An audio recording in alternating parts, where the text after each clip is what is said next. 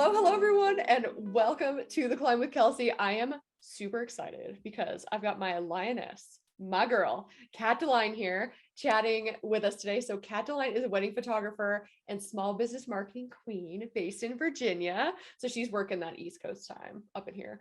Kat has created a luxury wedding photography business focused on the connection between two people rather than posed robot photos. I can't take robots, so that's great. No.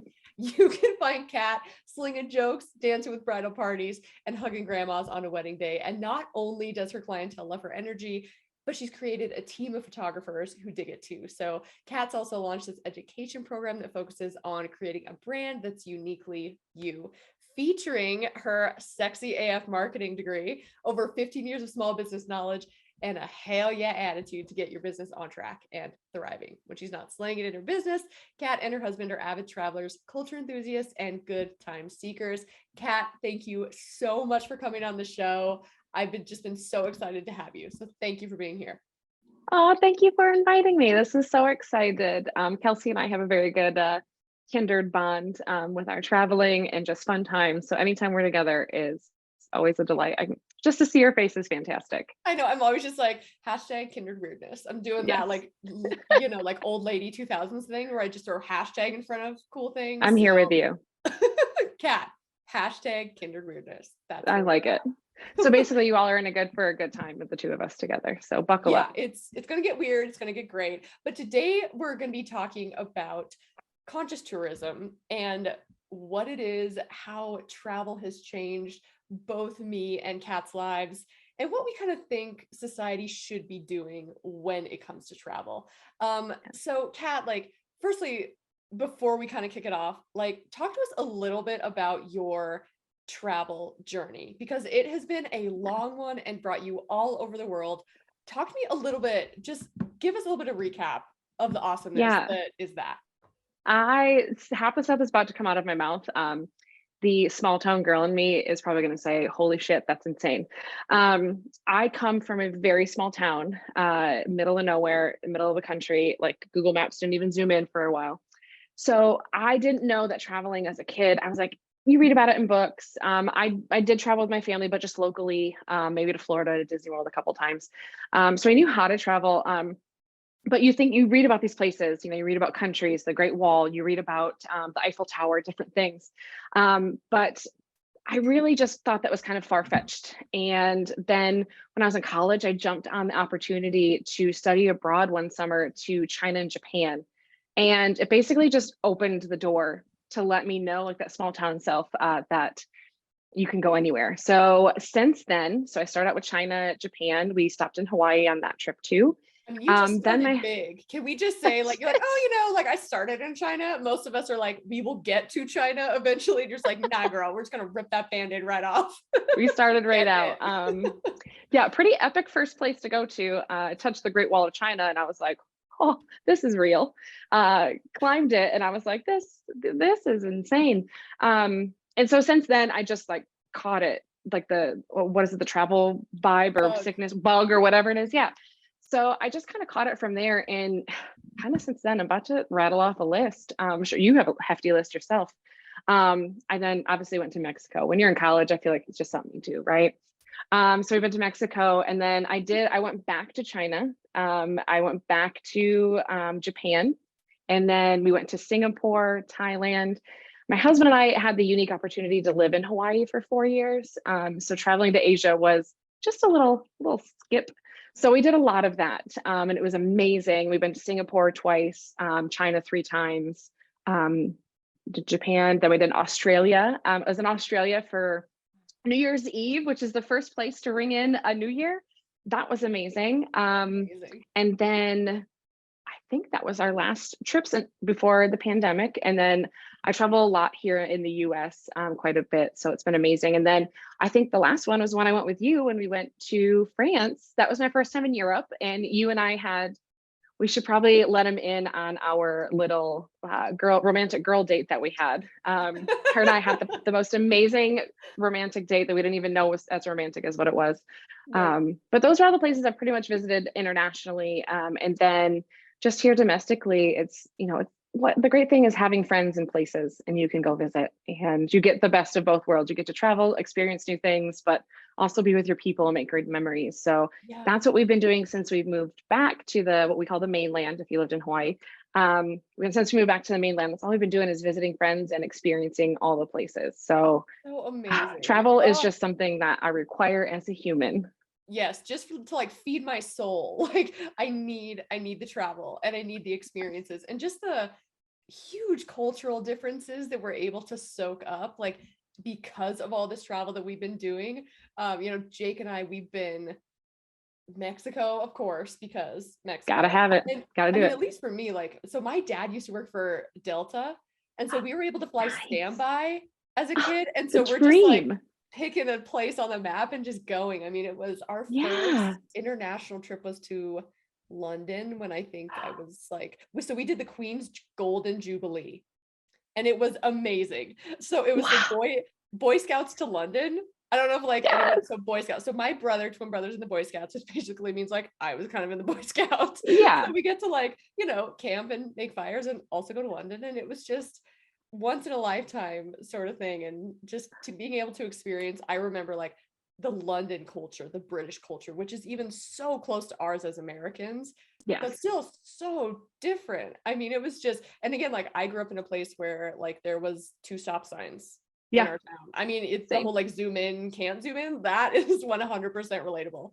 Yeah. But yeah, since then, as far as countries like internationally, we've just focused a lot on Europe, but Mexico, Ireland, Iceland, Oh, Spain, dreams. France. I mean, like it's just all the like beautiful, adventurous, rugged places of the world that I never thought that I would be branching out that far. And it's just been so cool. So something that's been really top of mind for me for several years now is this kind of how like Instagram has just kind of dictated how we travel and it just bugs the Mm-hmm. shit out of me.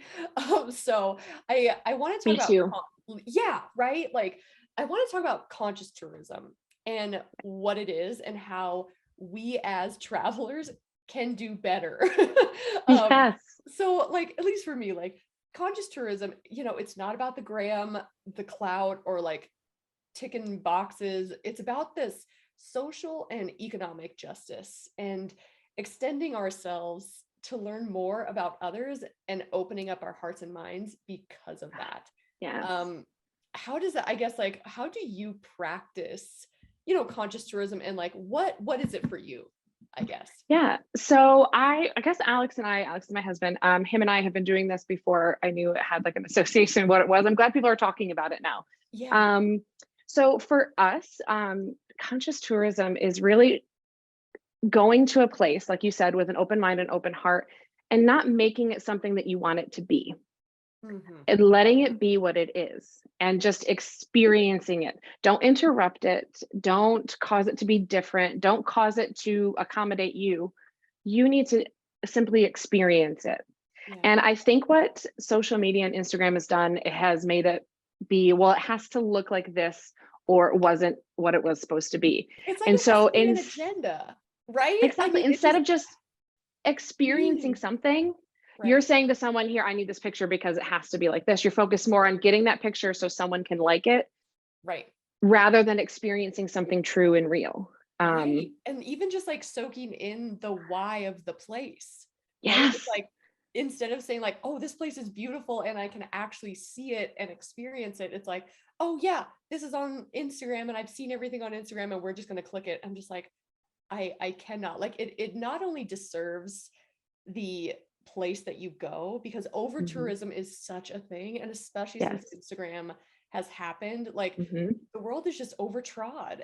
Yeah. They just trodden on everything. And instead of it being something that we can create and kind of like share with each other and share cultures and share Yes. lifestyles, it's become this kind of toxic, just like show up and leave sort Yeah. of thing. I'm just Yeah. I'm just not here for it. No, because I think Honestly. we've stopped experiencing culture and have simply taken a picture of it or a video, Yeah. and made it into something that is supposed to look nice. Cultures aren't always supposed to look polished and perfect and fit into your feed. A culture is where you sit down at someone's table or a restaurant and you experience what they love and what they do and what they've worked hard to build, and you just experience it. That's why I always tell people, like, if you go to a restaurant somewhere, especially, it's always proved true to us in Asia. Go to the hole in the wall. You're going to have the best experience you've ever had. And I have met so many fantastic people, had so many great conversations that have changed my life, shaped who I am and what I do, and just have made such an impact on my life. But it's not documented anywhere. There was no phone out. There was no, I have to record this. It was simply, I was in the moment with someone, usually with Alex next to me. We were in the moment with someone and we just experienced it. And we talked to them about their culture. We fully believe. So for us, when we travel, we are big food and drink people. We Yes, plan our girl. day around what food we want and what drinks we want to experience. And we're not drinking to get, sloshed. I love cocktails or Yes. beer. And every single place does their own spin. And I love it. Like, if you come to Virginia, we are like the microbrew like hot spot right now. And there's a lot of other people throughout the US, but we do it a little bit different, And like, if I come to Montana, I'm going to experience what kind of food and drink that you have, because I believe that when you sit down at someone's table and they cook you a meal or they do something for you, that's an extension of who they are. Yes. And I think that is by far one of the biggest things you can experience in a culture. I could not agree more. And like, I mean, even speaking from the person that like, that is my love language, to like feed people, like Yeah. Oh my God. special Huge love meals. language for me. Yes. So like, of course, not only do I appreciate it when I can go to another country and sample that, but just like the cultural influences of food is just Yes. above and beyond. I mean, we need like so many other podcasts to like talk about that, but like Yes. just that in and of itself is just just like so meaningful for me. So like, tell me a little bit about how travel, and we've been kind of like teasing it a little bit, but like, how has travel changed your life and perspectives moving forward after? Yeah. So that big experience where I went from being just this small town girl who, just knew when people traveled in my area, you traveled to, like, I don't know, Pennsylvania, or you went to Canada, to Toronto or something. But you really was just, you were just there. It was so small. And then as soon as I branched out, it just really, I think travel lets you know that you're a very small part of something a lot bigger than you.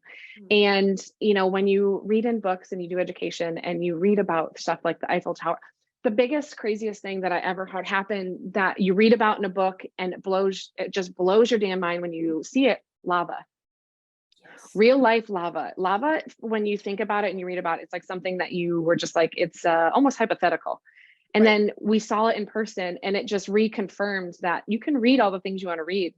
And reading's great, but like, to experience it, to see it. So with these two little things, and to feel something and just to have that moment, Amazing. it's Amazing. something. It's almost like, for me, I know maybe someday when I'm like 85, I will find the word that it makes you feel and be able to put it into words. But it's really just something that you feel. Yeah. There's something about seeing something for the first time. Like, you and I were in France recently. I saw the Eiffel Tower and I just cried. I Freaked mean, out. it's not like Yeah. it's some natural thing that happened, but like, I read about it in a book when I was a little girl and I was like, I don't know if I could ever physically get to Europe. Like, I don't know. Yeah, And you well, I mean, sat and there and history is so yeah. rich, right? Like Oh, geological history, like with the lava, but also architectural history, social cultural history. yes. And we are just but a speck of that. And I think like Yeah. that's kind of the perspective that, I mean, not only do we kind of sit in our own minutia and stresses and like all this kind of like, we have so much Yes. stuff that after we travel, I'm just like, why am I even worried about like all this small stuff when I can sit and wonder about the like huge world that we have out there? And at least for me, Yes. like my small town and Montana in general is like white, heteronormative. I mean, we are very vanilla and culturally just one level, if I'm honest, Yes. right? Like Same. Anglo-Saxon, we don't have a whole lot of variety there, and like ethnic variety. And I think for me, like that's the perspective that I gain, is that there are so many other cultures out there that is absolutely nothing like my own. And being able to sit in that is just magical and just gives me the ability to just like be so much more excited and learn more about that. And I just, Yeah. it's just magical. it's just, I'm like, you hit it on the head with like, it's just, even our culture as an American is this big compared to everywhere else. And Mm, I feel like even if you travel to a place once, you've only scratched teeny tiny little surface of it. yeah. And it makes it almost endless, to be able to experience it all. I mean, it's almost like if you go to the same place more than once, you experience something usually totally different. Not totally, but it's a different experience each time you go. Yeah. And there's just so much possibilities that are endless with travel, with putting yourself out there, with opening up those doors and allowing yourself to just experience what everybody else has. Because even in America, like I said, with it being just, it's almost like we're more limited than what we realize. Mm-hmm. Agreed. um Yeah. and I just think, going back to having you have with the lava, but you also have the architecture. There's some type of history somewhere that is impactful that you can learn and you can just be a part of. Yeah. Yeah, it just, traveling does that for me. It just has that feeling, and it just makes you realize you're just this teeny tiny little thing on this It's a little giant bug. big old marble. Yeah. It's like we are the bug's life. Yes, To like that go is really back what to, it is. yeah, we're just like up here and like, teeny tiny. But so as 2023 is rolling around and we've heard it for a couple years, like this is the year of the travel, like especially after the pandemic. I think everyone is like itching to travel and itching to get out Yeah. there. Like I really believe that we have a duty to ourselves and to others to travel. Like, what would you say to those people who are like, I'm ready to travel right now and like, let's do it. This is the year. Like, what would you say to them? And like, do you think others should be traveling? Yes. However, caveat to that, I think you should, for me, I think you should start small. I think a lot of people just need to, if you haven't taken a flight, take a flight to the other side of the country, and just experience that. Because, if you want to go internationally and travel somewhere big and it's your first one, it's a lot to navigate. You and I, we've talked about this, we kind of travel similarly. We try to learn a little bit of the language. We try to learn a little bit of the nuances. We want to, we don't want to make, like I said, we don't want to make a culture, accommodate us. We want to experience it and just kind of put ourselves immersed in it. So doing that your first trip is a little much. But what I think is if you're ready to travel again and you're ready to get out there after 2020, first off, things have changed. So check everything, make sure you have all the precautions. Another thing that I always tell people is when you go to travel, and I kind of mentioned it before, like don't make it something that it's not. Don't go and say, I have to replicate this. And that means like when you go somewhere, don't take a giant suitcase that is massive, that has 17 different outfits. What you look like and what you're, wearing doesn't always matter when you're going to go travel. These are just my little things, kind of a little different from what you're asking, but it's just Yeah. my general, No, like, if you're going to go I love the experience, this is tips. what I would do. Yeah. Yeah, except for like the photographer, like I have a bag, a roller bag that is like specific to camera gear, and I always feel Yes. like Kelsey, why are you bringing all this stuff? And my husband is like, does the drone have to come? Do both of these Yes. cameras have to come? Do all Yes. the lenses have to come? And I'm like, yes. Do We the need fail lanterns safes. have to come? And I'm like, yes. Yes. Yeah. And something for me, and even when we were in Europe, we were talking about this, some of the other ladies we were with. I travel very, very light. It is usually, I took a suitcase on that, but it was literally 3/4 empty. So I could take stuff back and then it still was half empty when I took it back. I don't like to check bags, especially now if you're traveling internationally. Baggage is a hot mess. So do yourself a favor, figure out, like, get good staple pieces and have a small little bag. I have a roller bag and I have my bag that fits on top. And it's like a whole system for me. I just did a reel on this because everyone's like, how do you travel so light? And I was like, listen, it's all about Listen, systems. girl, listen. Right? And I think we should be like dropping this in the show notes of like that reel and what bag you recommend, because I saw your system and I was like, damn, girl, like I it don't was play. she does not play. It was put away. It was Yep. all in its own place. And it was like no mess, no fuss. Yep. I Didn't get have to in and out of schlep anything. security like that. Amazing. Amazing. Yeah. So I always say travel a little lighter than what you think you need to. And just the biggest thing for me is like, if you're going to travel, yes, find some spots so what Alex and I do is he's really good at researching stuff. So yes, use Instagram, use Pinterest, use Google to find some spots. And we'll plan, like, say if it's a 5-day trip, we plan like 3 days where it's not the whole day we're doing something, but there are things in these days that we want to do. Or we have to schedule ahead of time. So we do that. But then the other days, like just go out and experience, stumble into things. That's how you and I had a romantic date. So we should tell Yes. y'all, Kelsey and I had the Yeah. cutest, most romantic I think date. we have to have this story for just a We second. do. Like, time out on all the tips Yeah. and just hear about this romance. Because this is going to prove to you why you don't want to schedule your Everything. day. You don't want to just like take pictures the whole time. So Yes. Kelsey and I had an afternoon where we were just going to kind of do our own thing. Kelsey was going to roll solo. I can't, Mama Bear and me can't do that. And you put us together and we're a good time. So we are walking around Paris, very romantic as it is, alone. So we're walking down, experiencing the cute little flower shops as you walk. It's just a great experience. It's just so And beautiful. It's like the architect, again, like the architecture is just like stunning. Like you're just looking around, you're just like, there's no building this age in the United States. yeah, And we're just like walking around like it's nothing. I mean, it was yeah. just a whole thing. And it's still in like beautiful condition. You wouldn't know. I mean, until it has the date stamped on it, but it was just amazing. And we're just, gliding, like picture two people on Sex in the City. That's Kelsey and I just working it.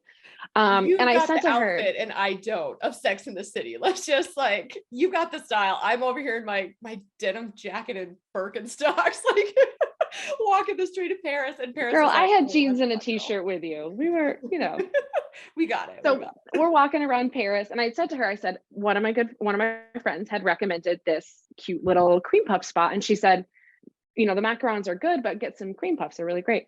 Yes. So it's this cute little place called Odette's. If you're ever in Paris, go see it. Oh. Tiny little place. And I knew that you had wanted to go to Shakespeare's store to get your husband some things. Yes. So it was kind of right there. And she had told me this. And so we walk into the cutest little cream puff shop. I mean, so like, cute. You had me at cream puff first. I did. But then you see this place and you're just like, they filmed a movie here. Someone Yes. has filmed something of Paris right here, because it is just so cute and again teeny tiny. Yep. Is it like a hole in the wall? Super steep. I mean, you're going upstairs and it's like, what size feet are these people? Right. And I'm like clogging up the stairs and it's, oh my God, it's so beautiful. So we walk into this little shop, we order some cream puffs. I think we had cappuccinos. And then we're like, oh, let's go sit upstairs. So we go sit upstairs. There's this, it's like we're in we filmed a movie, I feel like. Yeah. The windows are open and there's a little flower box. The birds are chirping. And I was like, let's sit by the window. So we sit by the window.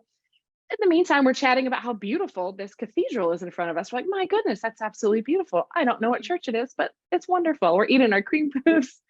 We're drinking our cappuccino. Like, out. I mean, we are just we're trying. Proper bitches. We're experiencing the culture. We go outside and we're overlooking Notre Dame that entire time. It was the most romantic afternoon. I mean, I think you stared into my eyes. I stared into yours as we had a cream puff, and it was just like, rest is history. And then we went into Shakespeare, and it was just like you went from Odette's where you're overlooking the Notre Dame, and then you just turn around and you go into like the oldest bookstore, like I don't know, probably ever, who knows? Probably in the country, who knows? Yeah, like I sadly do not know the cultural significance of this bookstore, but it's Shakespeare's bookstore. It was a lot of books. It's beautiful. There's cultural significance. It was amazing. But at the end of the day, and then we walked around, we just kept stumbling upon things that we just kept walking around and chatting and experiencing things. We just kept stumbling upon all this. Of course, there's a lot to stumble upon in Paris because everything is so culturally significant. But we just kept stumbling upon everything. And I think that just goes to show, like, if you go somewhere, you can have places you want to go and see. Yes, that's great. You should have that. But also just allow yourself to experience what's happening around you. Totally. That's how I've had some pretty insane experiences in my life, is just letting what happened around me happen and just be a part of it. Totally. Yeah, totally. And I mean, again, like that day meant more to me than if I would have been like, must see Notre Dame, check. Must see Odette's, check. Must see. I mean, it's just like, you just don't go through normal life that way. Like, why would you think that you should spend this epic time doing it that way? It just, like, of course, it makes no sense. And there's certain things that we can do to be conscious tourists. And again, like, I really believe that we have that responsibility, right? Like, so firstly, traveling during off-peak times or exploring these like non-cloudy destinations helps with this over tourism. We were in Paris, so like, we're not doing so good at doing the like, non-cloudy destinations. Right. Paris specifically is built for tourism. Yes. It has these, of course, obviously non-durable surfaces. We're talking all these things that they maintain and they're ready for that. We were there during October, which is a bit of an Peak off time. peak, but so that's helpful. But Yeah. and we can't always do that, but just keep it in mind. What I really love about, another aspect of conscious tourism is giving back to the local communities. So we Yes. did that by doing, local restaurants. If you're hiring guides, make sure they're local. Yeah. Airbnbs are the best way to do this. Farmers And markets. Airbnb experiences, start Yeah. looking when you go someplace. I'm really proud of Airbnb for that, because you're getting experiences from small businesses, people who are local. Don't just go on Kayak and try to book, or Expedia, or all the whatever those places are. Try to experience something more culture. When we travel, the first place we do look is Airbnbs and VRBOs. Because like when we went to Australia, we stayed in this beautiful, cute little like quaint Australian condo, and it was amazing, in this beautiful like very culturally inspired neighborhood. I had the best breakfast sandwich of my life. I still to this day can say it. I know vividly what it was. It was the best thing I've ever tasted. And then we sat down, we were playing cards in this little restaurant, and this group of the cutest older gentlemen who were trying to fix one of their drills. They were sitting there, I guess they come every morning, and they were trying to fix one of their friends' drills. They came over to learn the game that we were playing, the card game. Cool. Wow. But like that's the type of thing. If you can immerse yourself in that local culture, I mean, what's better than that? We had the cutest four little older Australian men. They gave us great places to go. We learned new restaurants. We learned new hole in the wall, like a cute little like music spot that you walk into, and it's just really tiny. Told us what time to get there. It was just amazing. And So I think if cool. you can go and open yourself up to do that by staying somewhere locally, by talking Right. to the local people, stop giving money to big, huge corporations that are just raking it in, and start thinking to yourself, if I went to this, I stayed in this little cute little Australian place. I went to their local, it was literally on the corner. Like I know I have a picture of it, but it's just on the corner. It's perfect. Small little restaurant. They knew our names. They were so wonderful while we were there for the week. We kept And going back. it's locally owned. So like the money Yes. that you are investing isn't going to some chain that, Yes. doesn't help their people any. Like this is a local person who lives there, who's a small business. And as small Yeah. business owners ourselves, like that is the soul of every country, of every Yep. city, of every place, or these like working men and women. So if we can like put our money to that, that's like Yes. all I'm here to. And like, and again, like talk to locals. That's another really huge one. Like Yes. not only culturally are you going to get so much more out of it, but again, like they're going to be able to turn you on to so many cool things. We found so many cool places just talking to a local. So And I think cool. that's key as part of travel. I mean, yes, look on Yelp Totally. for some places, but usually if you go to a small little restaurant and you start talking to them, don't be demanding, be nice. Like, Alex and I are always like, it's niceness first. You just got to talk to them, be really nice about everything. And they want to tell you about their culture. They want you to experience the way they love it. And that's the best way 100%. to do it, is just to Yeah. start talking. Yeah. And that's something too that like, we can learn so much culturally when we're there. But what I always attempt to do, I failed to do it when we were in France. We both But did. so we're going to Italy next year, and I've been taking Italian lessons daily, Mhm. just like trying to get better about doing that. But just even attempting to learn the language, history, and culture before going can just do so much. And then I always try to donate to nonprofits who are the most susceptible to climate change in that area, because Yeah. we are flying there, right? And so we cannot negate the fact that like we are contributing to climate change in that Yeah. way. When you can donate to those areas, and then when you can swap plane travel for train travel, do it. Train's so That much fun too. I think people forget is, that. yes, We don't, even just here on on the East Coast, the Amtrak is over here, and it's so easy to get up to New York, DC, wherever.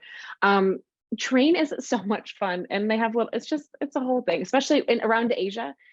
yeah. Use trains. Like when we went to Europe China, too. a lot of the times it was trains everywhere. Not communication, mass Mass transit. transit. Yeah.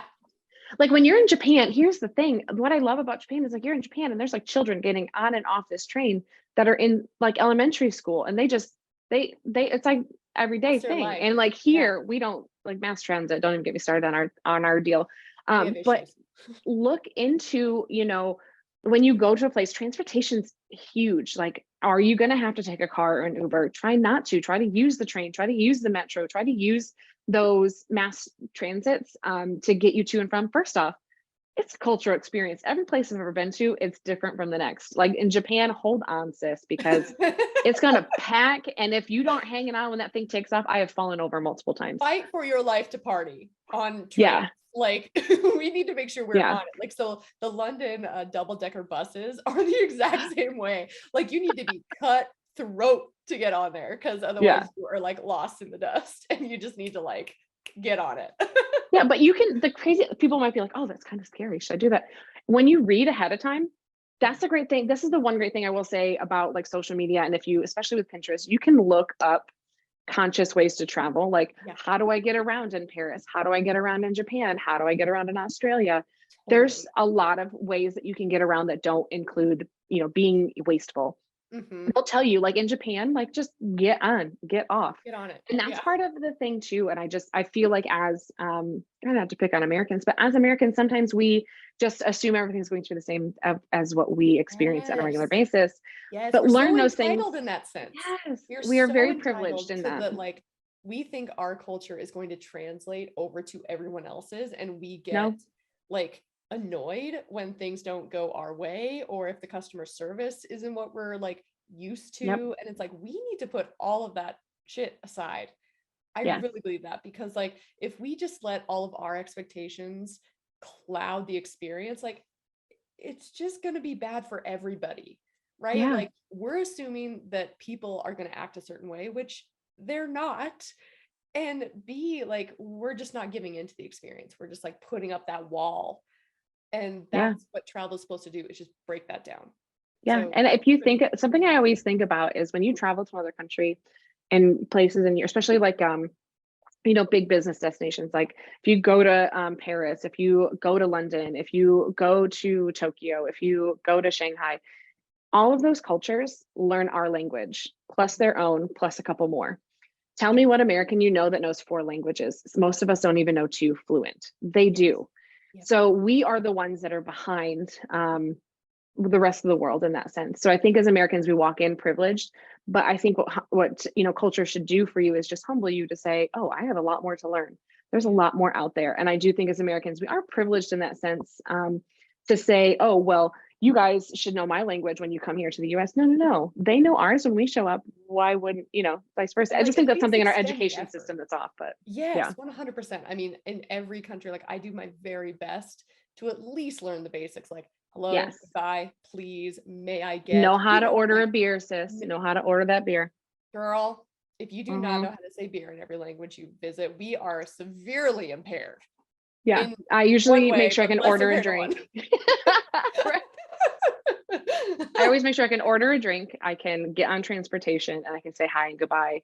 And then other than that, another thing I do, we have used heavily, is Google Translate's great. If you've ever been sick in a foreign country and they don't have a pharmacist that speaks your language, it is a lifesaver. I got the flu once in Japan and it was a lifesaver. Not the flu, I don't know if it was flu or food poisoning, whatever it was, I was rough. And so my poor husband, and the place that we were staying was another like Airbnb. And so he had Google Translate up to try and figure out the medicines to help me, but it's good, but don't fully rest on it. Figure some things out. So just think to yourself, if someone came into your home and knew nothing of your language, what would you want them to at least be able to say? Is like, please, thank you, hi, bye, and order a drink. Are the absolute basics. But if you can at least do that, it really does help you get around and keep you safe too, in case for some reason that little phone isn't charged. So isn't doing what it needs to do. Well, thank you so much, Kat, for coming on The Climb with Kelsey. It has just been an honor to chat about travel, and it just makes me just want to get out there even more. So we need another girls trip. We'll need another romantic date. I mean, let's do this anytime. We can hop on a train. Let's do it. Thank you guys. Okay, so Kat also is plugging some amazing coaching on her end. So please visit katdeline.com. She will be launching that at the top of the year. You need it. I'm going to be the first one in line. So you don't have to fight me for that, because I already know I'm going to get it. Thank you again, Kat. We'll talk to you soon. Thank you. Bye, everybody. You.